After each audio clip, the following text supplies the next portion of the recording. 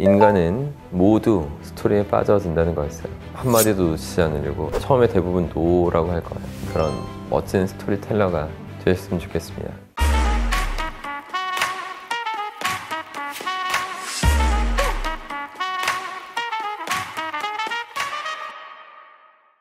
안녕하십니까, 여러분의 심리 멘토 박세입니다. 제가 수강생분들한테 가르쳐드리는 모든 내용은 제대로 실생활에서 다 잘 쓸 수 있으면 좋겠지만 이것만큼은 반드시 꼭 제대로 써보셨으면 좋겠다고 생각하는 게 몇 가지가 있습니다. 그 중에 하나가 바로 오늘 말씀드릴 스토리텔링이에요. 이 스토리텔링으로 어떻게 돈을 버는지 그런 과정을 한번 적나라하게 말씀드려 보겠습니다. 스토리텔링 방법 하나만 제대로 알아도 실전에서 바로 성과를 바로 내실 수 있을 거라고 생각합니다. 미국의 서바이버라는 프로그램이 있어요. 이게 아시는 분들 아실 텐데 $1,000,000 상금을 놓고 사람들을 무인도에서 서로 경쟁시키는 그런 생존 리얼리티 프로그램입니다. 이 프로그램은 미국 역대 최고의 리얼리티 프로그램으로 자주 거론되는데, 이 프로그램을 만든 마크 버넷이라는 사람이 이 프로그램을 스토리텔링으로 만들었다고 해도 과언이 아닙니다. 이 사람은 서바이버라는 그 프로그램을 만들기 전에 티셔츠를 팔았던 사람이에요. 티셔츠를 굉장히 잘 팔았는데 이 사람 판매원으로 일한 적도 없었고 영업 세미나를 듣고 수업을 들은 적도 없습니다. 근데 $2짜리 티셔츠를 $18로 이렇게 잘 팔았던 사람이었죠. 이 사람이 알았던 단 한 가지는 인간은 모두 스토리에 빠져든다는 거였어요. 그리고 마크 버넷은 고객을 대하는 특별한 신념을 갖고 있었습니다. 고객은 편하게 대화할 수 있는 사람, 친구로 느껴지는 사람한테 물건을 산다는 그런 철학을 갖고 있었습니다. 친구는 물건을 팔려고 하지 않고 이야기를 들려준다고 생각한 거예요. 이렇게 기본적으로 마인드 세팅을 하고 나서 이제 마크 버넷은 상대를 대할 때 우선 상대가 어떤 유형의 사람인지 먼저 파악합니다. 그리고 분석적인 사람, 예를 들어서 엔지니어, 의사, 과학자 같은 사람들은 사실과 데이터에 기반한 이야기를 좋아하기 때문에 이 티셔츠가 어떻게 제조되었는지, 이 바느질은 얼마나 오래 가는지 이런 얘기를 들려줬고요. 그리고 좀 감정적인 사람들한테는 이렇게 단순한 사실과 데이터에 대한 이야기로 마음이 움직이지 않는다는 걸 알고 있어서 이 티셔츠가 어디서 만들어졌고 누가 만들었는지, 이 디자인에는 어떤 장인 정신이 담겨져 있는지 이런 이야기들을 들려주는 겁니다. 이 마크 버넷이 티셔츠를 팔았던 과정에서 우리가 배울 수 있는 것은 두 가지가 있어요. 우선 인간은 모두 스토리에 빠진다는 확신과 그 상대에게 맞는 스토리를 제대로 준비해야 한다는 점입니다. 이 두 가지를 기억하시고 다음으로 마크 버넷이 노점상 생활 2년을 끝내고 서바이버 프로그램을 팔러 다닐 때 이야기를 해드릴게요.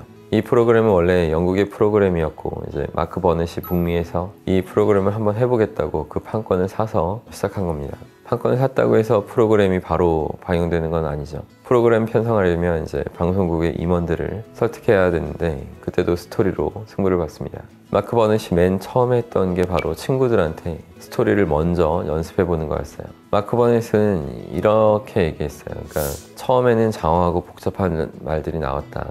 사람들은 의자에 몸을 기대고 내 말을 듣는 척 고개는 끄덕이지만 따분하다는 눈빛으로 딴 생각하고 있었다. 그래서 계속 내용을 흥미롭게 다듬었고, 그렇게 다듬고 나니까 사람들은 한마디도 놓치지 않으려고 내 쪽으로 몸을 기울였고, 그 다음에서 이제 흥미로운 스토리에 빠져서 나한테 질문을 퍼부었다. 자, 여러분, 이렇게 마크 버넷은 친구들한테 먼저 연습을 해서 그 스토리가 충분히 몰입 상태를 만들어내는 것을 제대로 확인하고, 그 뒤에 이제 방송국 임원들한테 실전을 하면서 이제 제대로 설득을 시킨 거죠. 여러분들도 실제로 스토리를 활용할 때 이 마크 버넷처럼 충분히 연습을 하고 상대한테 가시는 것을 당연히 하셔야 됩니다. 이렇게 해서 이 스토리가 확실히 먹힌다는 그런 확신이 들었을 때 그때 들이대면 이제 바로 성과를 잘 내실 수 있는 거죠. 제가 마크 버넷을 예로 들어서 스토리를 활용하는 방법을 설명했는데, 제가 개인적으로 스토리 활용하는 것을 좋아하는 이유가 또 있습니다.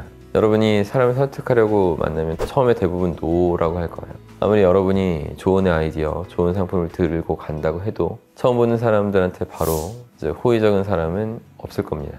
대부분의 사람들이 상대의 노를 듣고 바로 물러섰는데, 저는 이렇게 생각하고 살죠. 노는 예스의 전조곡이다. 전조곡은 항상 끝나는 거니까요. 그 전주곡만 잘 들어주면 예수로 바뀐다는 거죠. 근데 저는 이 상대의 전주를 듣는 것을 별로 좋아하진 않아요. 그래서 이 전주를 재빠르게 끊어버리는 그런 부분, 그런 기법, 그런 지식을 더 계속 연마했던 겁니다. 그렇게 이제 상대의 전주곡을 빨리 끝내도록 만들 수 있는 획기적인 그 방법이 바로 이 스토리텔링이에요. 그래서 여러분들이 꼭 제대로 써보시라는 권유를 드리는 겁니다. 이 마크 버넷이라는 사람도 서바이버 프로그램을 팔려고 돌아다녔을 때 처음에는 CBS 채널에서 계속 거절당했어요.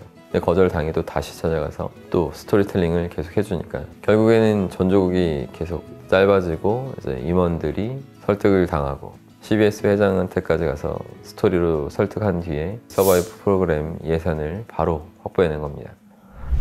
제가 오늘 스토리에 대해서 이런 얘기를 해드렸는데 여러분들도 제가 말씀드린 내용대로 여러분들만의 스토리를 적절하게 활용하시는 그런 멋진 스토리텔러가 되셨으면 좋겠습니다. 스토리를 활용할 줄 아는 능력만 있어도 정말 어려운 그런 난관도 여러분이 쉽게 극복할 수 있는 그런 분이 되실 거예요. 여러분을 거절할 수 있지만 사람들은 스토리를 거부할 수는 없다.